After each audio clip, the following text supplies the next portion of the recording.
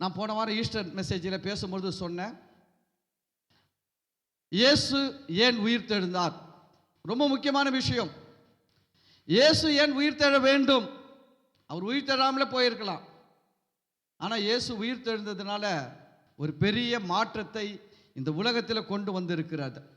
இயேசுவின் உயிர்த்தெழுதல் ஒரு பெரிய மாற்றத்தை இந்த உலகத்தில் கொண்டு வந்திருக்கிறது. அதை நாம் புரிந்து கொண்டால் தான் நம்முடைய கிறிஸ்தவ வாழ்க்கையை நன்றாய் வாழ முடியும், வெற்றியாய் வாழ முடியும். அல்லேலூயா. கிறிஸ்தவ வாழ்க்கை என்பது கெஞ்சி பிச்சை கேட்டு வாழ்கிற வாழ்க்கையே கிடையாது. இது தலை நிமிர்ந்து வாழக்கூடிய வாழ்க்கை தான் கிறிஸ்தவ வாழ்க்கை. அல்லேலூயா. உலகத்தில் பல தெய்வங்கள், பல மதங்கள் இருக்கிறது. பல தெய்வங்களை, பல மதங்களை பின்பற்றுகிற மக்கள் அந்த மதத்தில் இருக்கிற தெய்வங்களை அதுகிட்ட எப்படி வாங்குறாங்க தெரியுங்களா? ஒவ்வொன்றையும் அழுது கெஞ்சி கேட்டு கூத்தாடி வாங்குறாங்க. ஆனால் கிறிஸ்துவம் அப்படி கிடையாது. இயேசுவின் உயிர்த்தெழுதல் இந்த உலகத்தில் நமக்கு பல காரியங்களை செய்து இருக்கிறது. நாம் அதை புரிந்து கொள்ள வேண்டும். நான் ஏற்கனவே பேசியிருக்கிறேன், பழைய ஏற்பாட்டுக்கும் புதிய ஏற்பாட்டுக்கும் பெரிய வித்தியாசம் இருக்குது. பழைய உடன்படிக்கை என்பது வேற, புதிய உடன்படிக்கை என்பது வேற. மோசையை விட நான் மேலானவன் சொல்றவங்க ஒரு அல்லேலூயா. போன வாரம் சொன்ன மெசேஜ் உங்க மண்டையில் ஏறவே இல்லை. மறந்து போகாதீங்க. எபிரேயர் 11 கடைசி வசனம் சொல்லுகிறது, அவர்கள் நம்மை அல்லாமல் பூரணராகாதபடிக்கு விசேஷித்த ஒன்றை தேவன் நமக்கென்று முன்னதாக நியமித்திருக்கிறார். புரியுதுங்களா? அவர்கள்ன்றவங்க யாரு? மோசே, ஆபிரகாம், ஈசாக்கு, யாக்கோபு, ஏசாயா, எரேமியா, எசேக்கியேல், தானியேல், இன்னும் ராஜாக்கள் எடுத்தீங்கன்னா தாவீது, சாலமோன், எவ்வளவு பேர் இருக்கிறாங்க. அவர்கள் தான் அந்த 40 வருஷம் சொல்ற அவர்கள் நம்மை அல்லாமல். யார் அல்லாம? ஹலோ, யார் இல்லாம பூரணராக முடியாதான்? அவர்கள் நம்மை அல்லாமல் பூரணராக முடியாது. யார் இல்லாம? நாம இல்ல, நாம கிடையாது, நான் இல்லாம. சொல்லுங்க, நான் இல்லாம பழைய ஏற்பாட்டில் இருக்கிற பரிசுத்தவான்கள் பூரணம் அடைய முடியாது. அல்லேலூயா. நீங்க அவ்வளவு பெரிய ஆளா? ஆமென். அதாவது இந்த மேன்மை என்னுடைய செயல்னால வரலப்பா, எனக்காக இயேசு செய்ததுனால வந்திருக்குது. நான் ஒன்றும் செய்யல, நான் அற்பமானவன். நான் ஆபிரகாமோடு ஒப்பிடும் போது நான் ஒன்றும் கிடையாது. மோசையோடு ஒப்பிடும் போது நான் ஒன்றும் கிடையாது. என் செயலுக்கும் மோசையின் செயலுக்கும் வச்சா அவர் பெரிய ஆளு. ஆனா மோசை செயலுக்கும் இயேசு செயலுக்கும் வச்சா இயேசு பெரிய ஆளு. அல்லேலூயா, அல்லேலூயா. இப்ப நம்ம எங்க வந்து நிக்கிறோம்? இயேசுவின் செயல்ல வந்து நிக்கிறோம். அங்க வந்துட்டோம். சங்கீதம் 90 சொல்லுகிறது. என்ன சொல்ல தெரியுங்களா? பலத்தின் மிகுதியினால ஆயுசு வருஷங்கள் 70. ஒரு மனுஷனுடைய ஆயுசு வருஷங்கள் எவ்வளோ? 70. பலத்தின் மிகுதியினால 80. நம்ம அதை பிடிச்சின்னு தொங்க கூடாது. எவ்வளவு நாள் உயிரோடு இருப்பீங்க? 70 வருஷம், அதிகபட்சம் 80. எங்க ஏன்பா அதுக்கு மேல போக மாட்டியா? போக மாட்டோம். ஏன்னா பைபிள் வசனம் தானங்க சொல்லுது. மோசே என்ன சொல்லியிருக்காரு? ஆயுசு வருஷங்கள் 70, எங்கள் ஆயுசு நாட்கள் 70, பலத்தின் மிகுதினால் 80. இதை சொல்றப்போ மோசையோ எங்க, மோசையுடைய வழிநடத்தின ஜனங்களும் எங்க இருந்தாங்கன்னா தேவனுடைய நியாய தீர்ப்பு நாட்களில் இருந்தார்கள். எங்க இருந்தாங்க? தேவனுடைய நியாய தீர்ப்பு என்னன்னா, இஸ்ரவேல் ஜனங்களை தேவன் கானான் தேசத்துக்கு கொண்டு போறாரு. வழியில இவங்க என்ன பண்ணிட்டாங்கன்னா, கடவுளுக்கு விரோதமாக முறுமுறுத்து கடவுள் சொன்ன கானான் தேசத்துக்கு போக முடியாதுன்னு பேசி எல்லாத்தையும் கெடுத்து போட்டு ஒன்றும் இல்லாமல் ஆக்கி தேவன் சொல்லிட்டாரு, இவங்கெல்லாம் என்ன பண்ணுவாங்க? போக மாட்டாங்க. கடவுளுடைய நியாய தீர்ப்பு. அப்போ இதை சொல்லும் போது மோசே ஜனங்கள்லாம் எதில் இருக்கிறாங்கன்னா கடவுளுடைய நியாய தீர்ப்பில் இருக்கிறாங்க. சங்கீதம் 90. ஆனால் சங்கீதம் 91 முதல் வசனம் பாருங்க. சங்கீதம் 91 முதல் வசனம் என்ன சொல்றது தெரியுங்களா? உன்னதமானவரின் மறைவில் இருக்கிறவன் சர்வ வல்லவரின் நிழலில் தங்குவான். இது யாரை பத்தி சொல்லுது தெரியுமா? ஆண்டவராக இயேசு கிறிஸ்துக்குள்ள இருக்கிறவங்கள பத்தி சொல்லுது. ஆனா இதுல பாருங்க, இதுல சொல்லுது, அவர்கள் முதிர் வயதிலோ கனி தந்து பசுமையும் புஷ்டியுமா இருப்பார்கள், நீடித்த நாட்களால் அவர்களை திருப்தியாக்குவேன். அல்லேலூயா. அதுதான் பழைய உடன்படிக்கை, இதுதான் புதிய உடன்படிக்கை. சங்கீதம் 90 பேசுது பழசு, சங்கீதம் 91 பேசுது புதுசு. நீங்க 90லயே வாழக்கூடாது. எதுல வரணும்? 91க்கு கடந்து வா. அல்லேலூயா. இன்னும் பழைய ஏற்பாட்டிலே தொங்கின்னு இருக்கக்கூடாது, பழைய ஏற்பாட்டில் பிடிச்சின்னு தொங்கக்கூடாது. ஆபிரகாம் அப்படி செஞ்சாரா, நான் அப்படியே செய்ய போறேன். ஓ, இயேசு என்ன செஞ்சிருக்கிறாருன்னு பார்ப்பா. அல்லேலூயா. பைபிள் வசனம் சொல்லுது, இயேசு சிலுவையில் பேசிய 6வது வார்த்தை என்ன தெரியுங்களா? என்ன வார்த்தை? 6வது வார்த்தை ரொம்ப போன 2 வாரத்துக்கு முன்னாடி தான், போன வாரத்துக்கு முன்னாடி கேட்டீங்க, ஒரு 10 நாள் தான் ஆகுது. மறந்து போகக்கூடாது கடவுளுடைய வார்த்தையெல்லாம். நான் சொல்கிறேன், தாவீது ரொம்ப அழகாக எழுதுறாரு, உம்முடைய வார்த்தைகள், உம்முடைய வசனம் என் கால்களுக்கு தீபமும் என் பாதைக்கு வெளிச்சமுமாய் இருக்கிறது. மறந்து போகக்கூடாது. நம்ம வாழ்க்கைக்கு வெளிச்சம், நம்ம வாழ்க்கைக்கு நடத்துதல் எது தெரியுமா? கர்த்தருடைய வார்த்தை தான். 6வது வார்த்தை என்ன கேட்டோம்? முடிந்தது. என்னது 6வது வார்த்தை? முடிந்தது. இயேசு சிலுவையில் பேசின 6வது வார்த்தை முடிந்தது. அந்த வார்த்தை சொல்றது முடியாது. முடிந்ததுன்னு சொல்லும் போது என்ன சொல்ல தெரியுமா? இயேசு காடியை வாங்கின பின்பு முடிந்தது என்று சொன்னார். இயேசு ஏன் முடிந்தது சொன்னாரு? காடியை வாங்கின பின்பு முடிஞ்சதுன்னு சொன்னாரு. அந்த வசனமே அப்படிதான் வரும். இயேசு காடியை வாங்கின பின்பு என்ன சொன்னாரு? முடிந்ததுன்னு சொன்னாரு. ஆனா இயேசு காடியை வாங்கின பிறகு முடிஞ்சதுன்னு சொல்றாரு. ஆனா பாத்தீங்கன்னா அதே அதிகாரத்தில் நீங்க ஸ்டார்டிங்லாம் படிச்சீங்கன்னா, இயேசுவை சிலுவையில் அறைய கொண்டு போகும்பொழுது என்ன பண்ணுவாங்கன்னா, கீழே அவருக்கு அவரை ஒரு முறை என்ன பண்ணுவாங்க, சிலுவையில் அரைஞ்சிருவாங்க. அரைஞ்சிட்டு அவங்க என்ன பண்ணுவாங்கன்னா காடியை கொடுப்பாங்க. இயேசு அதை ருசி பார்த்து அதை குடிக்க மாட்டார். இயேசு ஒரு முறை ஸ்டார்டிங்கில் காடியை வாங்கலை. இயேசு ஸ்டார்டிங்கில் என்ன வாங்கலை? காடியை வாங்கவில்லை. ஆனால் வேத வாக்கியம் நிறைவேறத்தக்கதாக, வேத வாக்கியம் நிறைவேறத்தக்கதாக தாகமாக இருக்குன்னு சொல்லி அதுக்கப்புறம் காடியை வாங்கின பின்பு முடிந்ததுன்னு. என்னங்கன்னா கவனிங்க, மனுஷன் மேலே சாபம் இருக்கிறது. அந்த சாபம் எதற்கு அடையாளமாக இருக்கிறதுன்னா காடிக்கு அடையாளம். காடி எப்படி இருக்கும்? காடினா உங்களுக்கு தெரியுங்களா? திராட்சை காய்களிலே செய்கிற ஒரு ரசம் தான் காடி. திராட்சை காய்களிலே செய்கிற ஒரு ரசம் தான் காடி. அதாவது வினிகர். காடி என்றால் வினிகர். வினிகர் குடிச்சு பார்த்துருக்கிறீங்களா? எப்படி இருக்கும்? ஒரு கிளாஸ் குடிச்சு காட்டுங்களா பார்ப்போம். குடிக்கவும் முடியாது. ஒரு ஸ்பூன் குடிச்சாலுமே வாயும் வயிறும் வேற மாதிரி ஆயிடும். ஒரு ஸ்பூனுக்கே காடி வினிகர். ஆனா இயேசு ஸ்டார்டிங்கில் காடியை வாங்கலை. ஆனா அந்த 6வது வார்த்தையை சொல்றதுக்காகவே என்ன பண்ணார் தெரியுங்களா? காடியை வாங்கிட்டு தான் சொன்னாரு முடிந்தது. அப்படின்னா என்னன்னா, மனுஷன் வாழ்க்கையில் இருக்கிற சாபங்களை எல்லாம் அவர் ஏற்றுக்கொண்டார் என்பதற்கு அடையாளம் தான் காடியை வாங்கினது.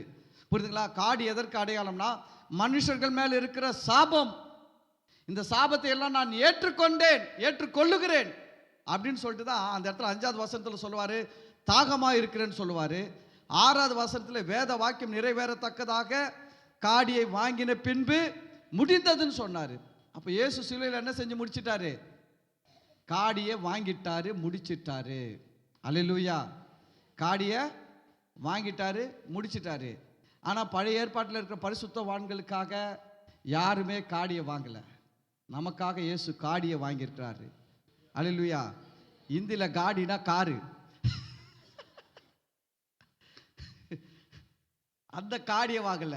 தமிழில் இருக்கிற காடி வினிகர், அதை வாங்கினார். கசப்பான காடி, அதை நாக்கில் வைக்க முடியாது. அதை ஒரு சொட்டு நாக்கில் பட்ட உடனே முகம்லாம் சுழிச்சிக்கும். எப்படிப்பட்ட முகம் என்ன பண்ணிடும்? சுழிச்சிடும். அப்படிப்பட்ட காடியை இயேசு வாங்கினார். ஏன்னா நமக்காக அவர் முடிச்சிருக்கிறாரு. என்ன முடிச்சிருக்கிறார்னா, பழைய ஏற்பாடு செய்ய முடியாததை இயேசு சிலுவையில் செஞ்சு முடிச்சிருக்கிறாரு. நம்ம புதிய உடன்படிக்கையில் இருக்கிறோம், மறந்து போகக்கூடாது. அல்லேலூயா. பைபிளில் முக்கியமாக தெரிஞ்சு கொள்ள வேண்டிய காரியம், பழைய உடன்படிக்கை, புதிய உடன்படிக்கை. நீங்க எதுல இருக்கிறீங்க? புதிய உடன்படிக்கையில் இருக்கிறீங்க, மேலான உடன்படிக்கையில் இருக்கிறீங்க. நீங்க அதை பத்தி நிறைய தெரிஞ்சுக்கணும். ஒரு பெரிய பைபிள் வல்லுனர் சொன்னாரு, 4 முறை புதிய ஏற்பாடை படிச்சா 1 முறை பழைய ஏற்பாடை படி. புதிய ஏற்பாடு எப்படி படிக்கணும் சொன்னா தெரியுங்களா? 4 முறை சுவிசேஷத்தை 4 முறை படி, 1 முறை என்ன பண்ணு, நிருபங்களை படி அப்படின்னாரு. ஏன்னா இயேசு என்ன செஞ்சிருக்கிறார்ன்றது ரொம்ப முக்கியம். நிருபங்கள் ரொம்ப முக்கியம், சுவிசேஷம் முக்கியம். இயேசு ஏன் இப்படி வந்தார், ஏன் புதிய உடன்படிக்கைனா என்ன நமக்கு தெரியணும். இன்னைக்கு நிறைய கிறிஸ்தவங்களுக்கு புதிய உடன்படிக்கைனா என்ன தெரியல, பழைய உடன்படிக்கைனா என்னன்னு தெரியல.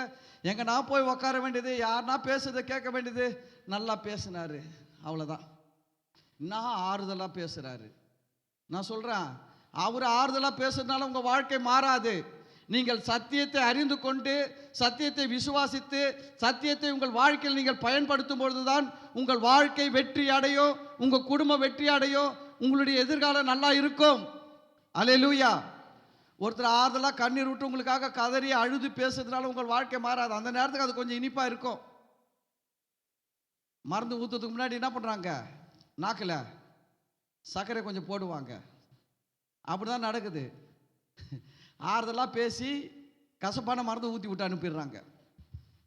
நான் சொல்கிறேன், ரொம்ப முக்கியம் நீங்கள் யாருடைய சத்தியத்தை கேட்கிறீர்கள், ரொம்ப முக்கியம். புதிய உடன்படிக்கை பற்றி தெரியணும். மோகன் சி லாசரஸ் ஐயா இருக்கிறாரு, நான் அவரை மதிக்கிறேன், கனம் பண்ணுறேன். ஆனால் அவர் பேசுறதெல்லாம் பார்த்தீங்கன்னா அவர் சுவிசேஷகர். அவர் யாரு?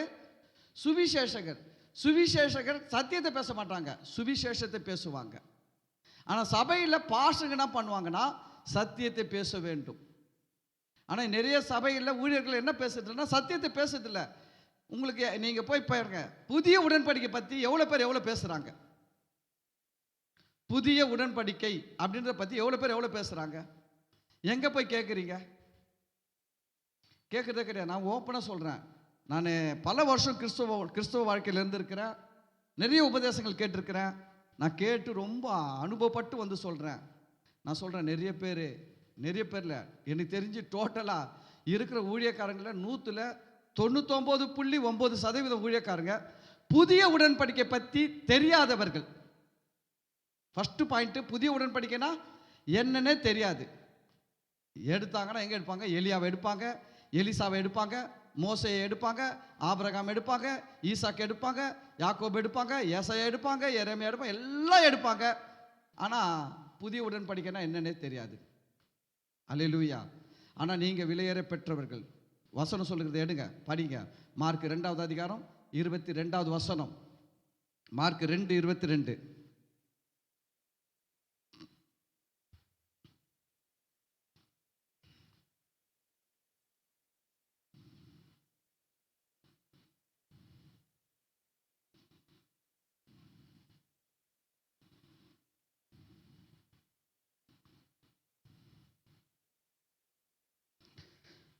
எடுத்துட்டீங்களா? ஓகே, வசனம் சொல்லிட்டு பாருங்க. 21 போலாம். 21. ஒருவனும் கோடி துண்டை பழைய வஸ்திரத்தோடு இணைக்க மாட்டான். ஹலோ, இயேசு சொல்ற வார்த்தையை கவனிக்கணும். ஒருவனும் கோடி துண்டை எதோடு இணைக்க மாட்டானா? கோடி துண்டுனா என்ன? புது துணி, காஸ்ட்லி துணி. காஸ்ட்லி துணி, புது துணி. உங்களுக்கு புரியுற மாதிரி சொல்லணும்னா பட்டு புடவை. பட்டு புடவை கொஞ்சம் கிழிஞ்சிடுச்சு, இப்போ அதில் ஒட்டு போடணும். எதை வச்சு ஒட்டு போட மாட்டாங்களாம்? பழைய துணியை வச்சு என்ன பண்ண மாட்டாங்களாம்? ஒட்டு போட மாட்டாங்களாம். அப்படி ஒட்டு போட்டால் பழைய துணி முதல்ல கிழிஞ்சி, புதுசாக ஒட்டு போட்டிங்களே பட்டு புடவை, அதையும் சேர்த்து கிழிச்சிடும். அதை தான் இயேசு சொல்கிறாரு, ஒருவனும் கோடி துண்டை பழைய வஸ்திரத்தோடு இணைக்க மாட்டான். இப்போ 2 சொல்றாரு, கோடி துண்டு பழைய வஸ்திரம், கோடி துண்டு பழைய வஸ்திரம். இது எதற்கு அடையாளம்னா புதிய உடன்படிக்கை, பழைய உடன்படிக்கை. என்னது? புதிய உடன்படிக்கை, பழைய உடன்படிக்கை. கோடி துண்டுன்றது எதற்கு அடையாளம்னா புதிய உடன்படிக்கைக்கு அடையாளம். பழைய வஸ்திரன்றது பழைய உடன்படிக்கைக்கு அடையாளம். இப்போ அதை தான் சொல்றாரு, இணைக்க மாட்டான். இணைத்தால் அதனோட இணைத்த புதிய துண்டு பழையதை அதிகமாய் கிழிக்கும், பீறலும் அதிகமாகும்.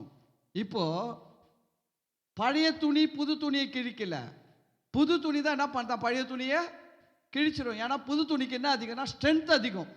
புது துணிக்கு என்ன அதிகம்? ஸ்ட்ரென்த் அதிகம். பழைய துணிக்கு என்ன இல்லை, ஸ்ட்ரென்த்து கிடையாது. அது ரொம்ப பழசானதுனால சும்மாவே கிழியும். இந்த துணி கூட இது இழுத்தா ஜாயின் பண்ணிங்கன்னா கிழிச்சிடும். இப்படின்னா என்ன, நான் என்ன சொல்ல வரேன்னா, இயேசு பழைய உடன்படிக்கைன்னு ஒன்று இருக்குதுப்பா, புதிய உடன்படிக்கைன்னு ஒன்று இருக்குது. புதிய உடன்படிக்கை பலம் உள்ளது, பவர்ஃபுல். ஆனால் பழைய உடன்படிக்கை என்ன இல்லை, இந்த அளவுக்கு பவர்ஃபுல் கிடையாது. அதுவும் பவர்ஃபுல் தான், ஆனால் இந்த அளவுக்கு பவர்ஃபுல் கிடையாது. அல்லேலூயா, அல்லேலூயா. அமிர்தாஞ்சன் வந்துச்சு தெரியுமா? அமிர்தாஞ்சனு எத்தனை பேர் அமிர்தாஞ்சன் யூஸ் பண்ணுறீங்க? எல்லாரும் யூஸ் பண்ணுவேன், நானும் சில நேரத்தில் யூஸ் பண்ணுவேன். நீங்கள் யூஸ் பண்ணுற அமிர்தாஞ்சன் இப்போ என்ன கலரில் இருக்குது தெரியுமா? டப்பாவை கேட்கல, டப்பா பச்சை கலரில் இருக்குது, அதை கேட்கல. நான் யூஸ் பண்ணுற உள்ள இருக்கிற க்ரீம் என்ன கலரில் இருக்குது? வெள்ளை கலரில் இருக்குது. பழைய அமிர்தாஞ்சன் என்ன கலரில் இருக்கும் தெரியுமா? மஞ்சா கலரில் இருக்கும். எதெல்லாம் உங்களுக்கு புரிய வைக்கிறது யூஸ் பண்ண வேண்டியதாக இருக்குது பாருங்க. பழைய அமிர்தாஞ்சனு எப்படி இருக்கும்? மஞ்சா கலரில் இருக்கும். புதிய அமிர்தாஞ்சன் இப்போ வெள்ளை கலரில் வந்துச்சு. இப்போ அதுக்கு பேரும் கொஞ்சம் மாற்றிட்டாங்க, அமிர்தாஞ்சன் ஸ்ட்ராங். கவனிங்க, பழைய அமிர்தாஞ்சன் தடவுனா தலைவலி போவாதான்னா போவோம். என்னன்னா அதுக்கு பவர் ரொம்ப கம்மி. அதனால் பார்த்தான், உலகத்தான் பார்த்தான், மக்களுக்கு எப்படி இருக்குது, நிறைய பெரிய பெரிய வழியாக வருது. அதை சரி பண்ணுறதுக்கு அவன் என்ன பண்ணான்னா பழைய அமிர்தாஞ்சன் ரெடி பண்ணான். பல வருஷமாக விற்றான், மக்களும் பல வருஷமாக யூஸ் பண்ணாங்க. ஆனால் அவன் பார்க்குறான் மக்களுக்கு நிறைய வலி வருது, மக்கள் சீக்கிரம் கொஞ்சம் சுகமாகணும்னு விரும்புகிறான், அவனுக்கு தேவைகள் அதிகமாக இருக்குது. அப்போ இவனுக்கு நம்ம என்ன கொடுக்க முடியாது? பழைய அமிர்தாஞ்சன் லைஃபுக்கு என்ன ஆகாது, செட் ஆகாது. உடனே அவன் பார்த்தான், அமிர்தாஞ்சன் ஸ்ட்ராங்குன்னு பேரை மாற்றினான், அதுக்கேற்ற மாதிரி உள்ளே இருக்கிற பொருளெல்லாம் மாற்றினான், கலரை மாற்றிட்டான். அங்கே எல்லோ இப்போ ஒயிட் ஆயிடுச்சு. இப்போ ஒயிட் அமிர்தாஞ்சன் தடவுன உடனே கொஞ்ச நேரத்தில் தலைவலி நின்றுடுது. அல்லேலூயா. அப்படி தான் பழைய ஏற்பாடும் புதிய ஏற்பாடும். பழைய ஏற்பாட்டிலையும் பவர் இருக்குது, ஆனால் புதிய ஏற்பாடு அதை விட பவர்ஃபுல். அல்லேலூயா.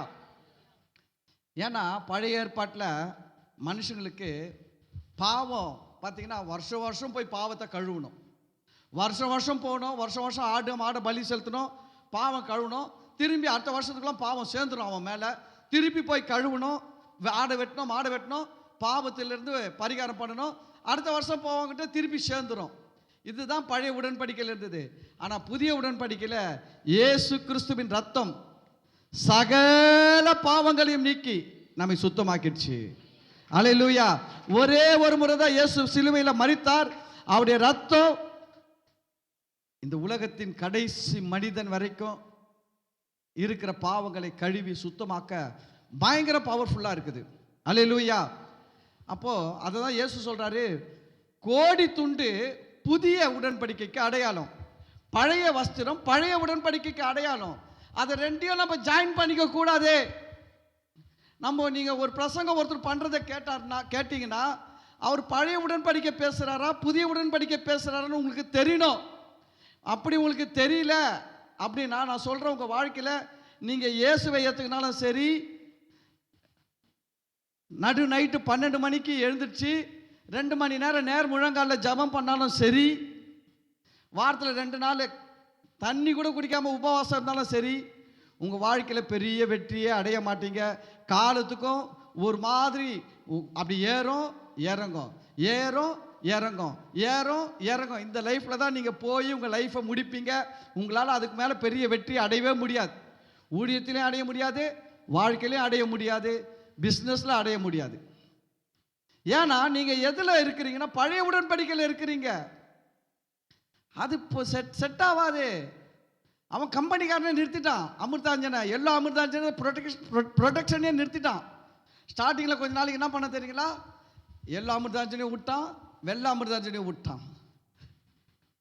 ஹலோ, எல்லோ வெர்சஸ் வெள்ளை. ஆமாம், எல்லோவும் விட்டான், வெள்ளையும் விட்டான். மக்கள் வந்து என்ன பண்ணாங்க தெரியுங்களா?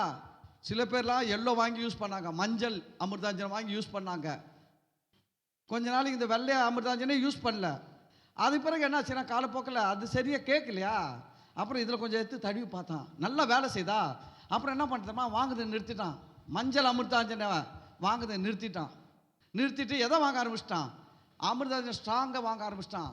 அப்புறம் அவன் கடை தயாரிக்கிறவன் பார்க்குறான், மக்கள்லாம் எதை வாங்குறாங்க? மஞ்சள் அமிர்தாஞ்சனை வாங்கலை, எல்லாம் ஸ்ட்ராங் வாங்க ஆரம்பித்தோடனே அவன் ப்ரொடக்ஷனே ஸ்டாப் பண்ணிட்டான். இப்போ அமிர்தாஞ்சன் கம்பெனியில் போயிட்டு, எங்கப்பா அந்த மஞ்சள் அமிர்தாஞ்சன்?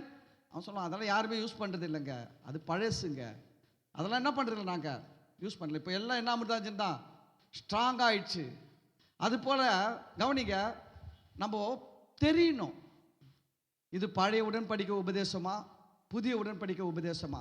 பழைய உடன்படிக்கையின் உபதேசத்துக்கும் புதிய உடன்படிக்கையின் உபதேசத்துக்கும் ஒரு பெரிய வித்தியாசத்தை சொல்றேன். சுய பலத்தில் வாழ வைப்பது பழைய உடன்படிக்கையின் உபதேசம். தேவ பலத்தில் வாழ வைப்பது புதிய உடன்படிக்கையின் உபதேசம். புரியுதுங்களா? சொந்த செயல்களின் அடிப்படையில் கடவுள்கிட்ட ஆசீர்வாதங்களை பெற வைப்பது பழைய உடன்படிக்கையின் உபதேசம். இயேசு கிறிஸ்து செய்ததினால எனக்கு ஆசீர்வாதங்கள் வந்திருக்கிறது என்று சொல்லப்படுவது புதிய உடன்படிக்கையின் உபதேசம். ஹலோ, பழைய உடன்படிக்கையின் உபதேசத்துக்கும் புதிய உடன்படிக்கையின் உபதேசத்துக்கும் என்ன வித்தியாசம் தெரியுமா?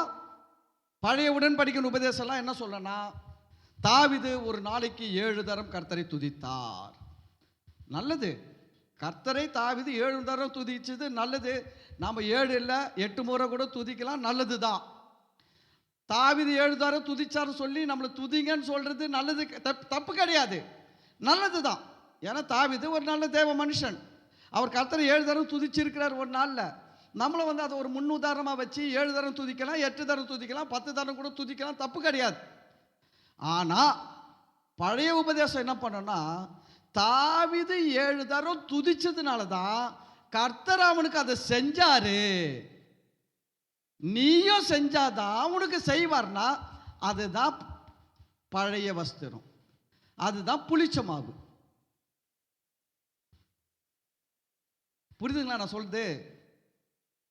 தாவீது 7 தரம் ஒரு நாளில் காலையில் எழுந்துச்சு, இன்னைக்கு வந்துச்சு எனக்கு வசனம். அதுதான் வசனங்கள்லாம் அனுப்புவாங்கல்ல, எழுச்சோட வாட்ஸ்அப்பில் வசனங்கள்லாம் வரும், அதில் எடுத்து பார்க்கும்போது எனக்கு கரெக்டாக மாடிச்சு பாருங்க. இன்னைக்கிட்டு தாவீது கர்த்தரை ஒரு நாளில் 7 தரம் துதித்தான். நான் சொன்னேன், ஆண்டவரே ஸ்தோத்திரம் ஆண்டவரே, தாவீது 7 தரம் துதிச்சிருக்கிறாரு, ரொம்ப நன்றி. நான் கூட என்ன பண்ணோம், நல்லா துதிக்கணும். நம்ம என்ன பண்ணுறோம், காலையில் எழுந்திரிச்சு துதிக்கிறோம், ஒரு பாட்டை பாடி ஜெபம் பண்ணி முடிக்கிறோம். அதோடு என்ன பண்ணுறோம், கர்த்தருக்கும் நமக்கும் ஒட்டும் கிடையாது, உறவும் கிடையாது. இஷ்டம் போல் சுற்றிட்டு நைட்டு வந்து எல்லாம் நைட்டில் ஒரு துதி ஒரு ஜெபம் பண்ணிவிட்டு, சோத்திரம் ஆண்டவரே, சோத்திரம் சோத்திரம் கர்த்தாவே, எப்பவுமே உங்கள் நடிப்பாகவே இருக்கிற. அவர் கேட்பார், காலையில் 1/2 ஹவர் நடித்த, நைட்டில் 1/2 ஹவர் நடித்த, அவ்வளோதான். ஆனால் சொல்கிறது என்ன, எப்பவுமே உங்கள் நடிப்பாகவே இருக்கிற. சில பேர் பேசுவது பாருங்களேன், நான் எப்பவுமே அவரே நடிச்சிருக்கிறேன். கர்த்தர் தான் அறிவார். நம்மகிட்ட அது மிஷின்லாம் இல்லை. மிஷின்லாம் இருந்ததுன்னா ஸ்கேன் பண்ணி டக்குன்னு சொல்லிடலாம், எவ்வளோ நேரம் இன்னைக்கு நினைச்சிருக்கிறேன், எவ்வளோ நேரம் நினைக்கலன்ற மாதிரி கண்டுபிடிக்கிற மாதிரி ஒரு டிடெக்டர் மிஷின் இருந்தது தான் சொல்லிடுவேன் நான். அதனால் இல்லை சரி, நான் என்ன பண்ணுறது, தலையாட்டி தான் போக வேண்டியதாக இருக்குது. சரி சோத்திரம் நம்புகிறேன் போ. அதனால் கர்த்தர் 7 தரம் துதிச்சார் வந்தப்போ கவனிங்க, நான் சந்தோஷப்பட்டேன். தாவீது 7 தரம் துதிச்சாரு, நல்லது. நானும் 7 தரம் இல்லை 8 தரம் கூட துதிக்கணும், 10 தரம் கூட துதிக்கணும். ஏன்னா தாவீதுக்கு செஞ்சதை விட கர்த்தர் எனக்கு நிறைய செஞ்சிருக்கிறாரு. தாவீதுக்கு செஞ்சதை விட புதிய உடன்படிக்கையில் கர்த்தர் எனக்கு நிறைய செஞ்சிருக்கிறார், நான் நிறைய துதிக்கணும்.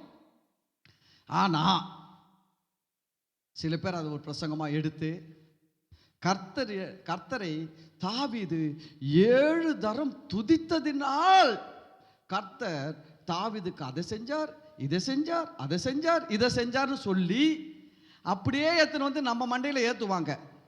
நீயும் 7 தரம் துதிச்சாதான் கர்த்தர் என்ன பண்ணுவாரு, அதை செய்வார், இதை செய்வார், இதை செய்வார், அதை செய்வார். நீ செய்யலைன்னா கர்த்தர் பண்ண மாட்டாரு, செய்ய மாட்டார்னா நான் சொல்றேன், அதுதான் பழைய புளிச்ச மாவு, ஓல்டு அமிர்தாஞ்சன், எல்லோ கலரு. இன்னைக்கு மக்களுக்கு எந்த உபதேசம் பிடிச்சிருக்குது தெரியுங்களா? பழைய அமிர்தாஞ்சன் தான் பிடிச்சிருக்குது. அந்த பழைய வஸ்திரம், அந்த பழைய புளிச்ச மாவு தான் மக்களுக்கு பிடிக்குது. அவங்களுக்கு பேச தெரியல, அவங்களுக்கு தெரியல. ஃபர்ஸ்ட் பாயிண்ட் நான் சொல்கிறேன், ஊழியர்களை தப்பாக சொல்ல, அவங்களுக்கு எவ்வளோ நிறைய விஷயங்கள் தெரியும், இந்த விஷயங்கள் தெரியல. ஒன்று தெரியல, இன்னொன்று தெரிஞ்சிருந்தும் சிலர் பேச விரும்புவது கிடையாது. அவங்க என்ன நினைக்கிறாங்கன்னா, ஹலோ, சில பழைய ஆட்களை பார்த்துருக்கிறீங்களா? பழைய ஆட்கள் பார்த்துருக்கிறீங்களா? பஸ்ஸில் போனால் கூட ஒரு துண்டு தோளில் போட்டு தான் போவான். நல்லா பட்டு சட்டை கட்டி, நல்லா சட்டை பேட்டெலாம் போட்டிருப்பான், ஒரு துண்டை தோளில் போட்டு போவான். ஏன்? அவன் பழைய ஆள், அவன் அப்படி தான் இருப்பான். அவனுக்கு தெரியும், துண்டு போட்டால் நாலு பேர் நம்மளை ஒரு மாதிரி பார்ப்பாங்க. இருந்தாலும் வந்து என் பழக்கம் அங்கே அது அப்படியே இருந்துட்டேன், நான் அப்படியே தான் போவேன். அது போல் சில பேருக்கு பழைய அப்படி இருந்தே பழக்கம். அவங்களுக்கு புதிய உடன்படிக்கைலாம் தெரியல. ஃபஸ்ட்டு பாயிண்ட்டு, தெரிஞ்சாலும் விருப்பம் இல்லை பேசுறதுக்கு. அவங்க என்ன சொல்கிறாங்க, நாங்கள் பழைய ஆளுங்க, நாங்கள் இப்படி தான் பேசுவோம். நம்ம போய் அதை கேட்கும் போது நம்ம தான் உஷாராக இருக்கணும். நல்லா கவனிங்க, அவங்க லைஃப் முடிஞ்சு போச்சு, உங்கள் லைஃப் நல்லா இருக்கணும், உங்கள் வாழ்க்கை நல்லா இருக்கணும், உங்கள் எதிர்காலம் நல்லா இருக்கணும், நீங்கள் வெற்றிகரமாய் வாழ வேண்டும். உலகத்தில் 3 பிரச்சனை: குடும்ப பிரச்சனை, வியாதி பிரச்சனை, பண பிரச்சனை. இந்த 3 பிரச்சனையும் நல்லா இருந்தால் தான், தீர்ந்தால் தான் நீங்கள் நல்லா இந்த உலகத்தில் வெற்றிகரமாக வாழ முடியும். இந்த 3 பிரச்சனையில் பெரிய பிரச்சனை எது தெரியுமா? வியாதி தான் பெரிய பிரச்சனை. ஒரு மனுஷனுக்கு வியாதி வந்துச்சுன்னா பணம் வராது, வேலைக்கு போக முடியாது, சம்பாதிக்க முடியாது, பணம் கட் ஆகிடும். பணம் கட்டாச்சுன்னா குடும்பத்தில் என்ன வந்துடும் தெரியுமா? சண்டை வந்துடும். ஆட்டோமேட்டிக்காக குடும்பத்தில் சமாதானம் போயிடும். அப்போ வியாதி வராமல் இருக்கணும், அப்போ நல்லா இருக்கணும். அப்போ இதெல்லாம் எங்கே போவோம்? நீங்கள் பழைய உடன்படிக்கையில் போய் கேட்டிங்கன்னா அவங்க இதுக்கெல்லாம் சொல்யூஷனே சொல்ல மாட்டாங்க. இதுக்கெல்லாம் சொல்ல மாட்டாங்க. பழைய உடன்படிக்கையில் என்ன பண்ணுவாங்கன்னா, எரேமியால ஆண்டவர் சொல்கிறாரு, என் ஜனங்களுடைய காயங்களுக்கு அவர்கள் சீழ்பிதுக்காமல் என்ன பண்ணலையா, அடிபட்டுச்சு, சீழ் வச்சிடுச்சு, அதுக்கு என்ன பண்ணணும்? சீழை பிதுக்கணும், நல்லா தேய்க்கணும். சில நேரத்தில் வலிக்கும், சீழை பிதுக்கி தேய்க்கும் போது என்ன பண்ணோம்? ரத்தமும் வரும், சீழும் வரும், வலிக்கும். உங்களுக்கெல்லாம் அந்த அனுபவம் இருக்குதா இல்லையாலாம் தெரியாது, எனக்கு இருக்குது. நான் சின்ன வயசில் பயங்கர வாள். நான் வீட்டில் நல்ல பிள்ளை, வெளியில் கெட்ட பிள்ளை. எங்கள் அம்மா, எங்கள் குடும்பம் எல்லாமே சொல்லுவாங்க, தங்கம் ஞானமணி மாதிரி யாரும் கிடையாது. ஆனால் வெளியில் என்னது, போனால் பசுவை கூட சேர்ந்து மாங்காய் அடிக்குது, தேங்காய் அடிக்குது, எல்லா அமுக்கலமும் பண்ணுறது. ஆமாம். ஆனால் வீட்டாட வீட்டாத ரோலெல்லாம் எங்கள் ஹவுசிங் போர்டில் எல்லாத்தையும் நல்ல பேர் மட்டும் வாங்கி வச்சுப்பேன். அதான் அந்த பேருக்கு எடுத்துக்கூடாதுல்ல, அதனால் வெளியில் போய் எல்லா அமுக்கலமும் பண்ணிட்டு வருவேன். இப்படி போகும்போது விளையாடும் போது அடிபட்டுடும். அடிபட்டு ஆணி குத்திடும், முள்ளு குத்திடும், சீழ் வச்சிடும். சீழ் வச்சிடும் பாருங்கள், காலில் முள்ளு குத்தி அதை எடுப்பாங்க பாருங்கள். நான் சொல்லுவேன் தெரியுமா, வலிக்காமல் எடுக்கிறோம், வலிக்காமல் எடுக்கிறோம். எங்கள் பாட்டி ஒன்று இருக்குது சொல்லுவோம், அது எப்படா வலிக்காமல் இருக்கும்? வலிச்சாதான்டா சரியாகும், அது வலிச்சாதான் சரியாகும்னு சொல்லி அதை அழுத்தி இழுத்தி ரத்தம்லாம் வரும், தேக்கும் போட்டு அது என்னென்னமோ வச்சு கட்டுவாங்க. ஐயோ, பெரிய போராட்டமாக இருக்கும். ஆனால் சில பேர் பாருங்க, வலிக்காமல் கட்டி விட்டுருவாங்க. எப்படி கட்டுருவாங்க? வலிக்கூடாது வலிக்காதபடி மேலோட்டமாக வச்சு கட்டுருவாங்க. ரணம் ஆறாது. அதுதான் ஆண்டவர் சொல்றாரு, என் ஜனங்களுக்கு சீழ் பிதுக்காமல் மேலோட்டமாய் காயம் கட்டுகிற மேய்ப்பர்களுக்கு ஐயோ. அப்படின்னா என்னன்னா, அதாவது பிரச்சனையை தீர்க்கிறதுக்கு வழியே பேசுறது கிடையாது. பிரச்சனையை தீர்க்கிறதுக்கு வழியே பேசுகிற ரொம்ப சிம்பிள். அப்படியே மனதுரைக்கு, சகோதரியே, சகோதரனே, கர்த்தர் உன்னை நேசிக்கிறார், உன்மேல் மனதுருகுகிறார், நிச்சயம் உன்னை ஆறுதல் படுத்துவார், உன் பிரச்சனை மாறும், எல்லாம் மறையும், நிச்சயம் நடக்கும், நம்பிக்கையோடு இரு அப்படின்னு பேசுவாங்க. அப்படியே உருகிற மாதிரி பேசுவாங்க. நம்ம ஆட்களும் அதில் தான் போய் மாட்டிக்கின்னு இருக்குதுங்க. நம்ம இங்க வந்து என்ன பேசுறோம் தெரியுமா? சீழை பிதுக்குறோம்.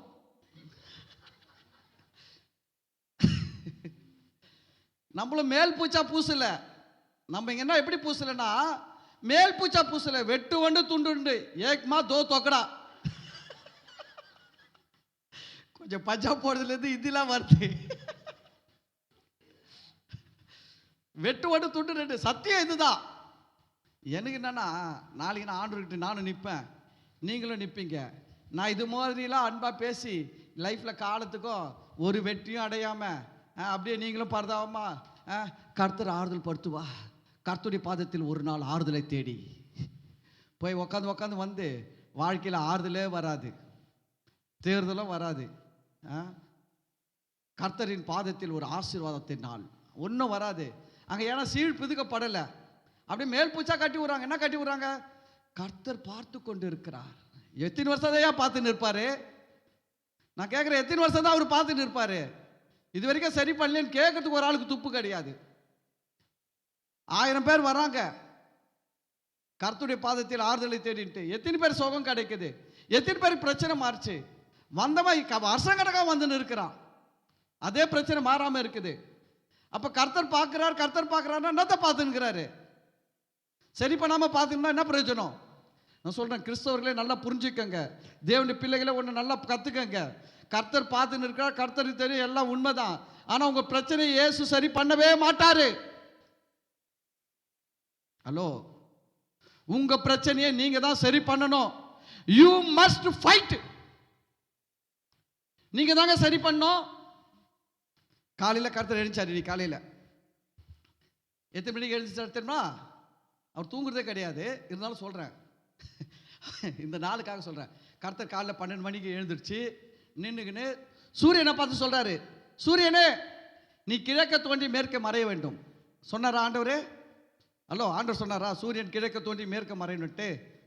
சூரியன் வந்துச்சா வரலையா? வந்துச்சு. ஆனா உண்மையிலே சூரியன் கிழக்க தோண்டி மேற்க மறையிறதே கிடையாது, அதே இடத்துல தான் அது நிக்குது. நம்ம பூமி தான் சுத்துறதுனால சூரியன் தோன்றி மறைகிற மாதிரி நமக்கு தெரியுத ஒழிய உண்மையில சூரியன் கிழக்க தோன்றி மேற்க மறையிறதே கிடையாது.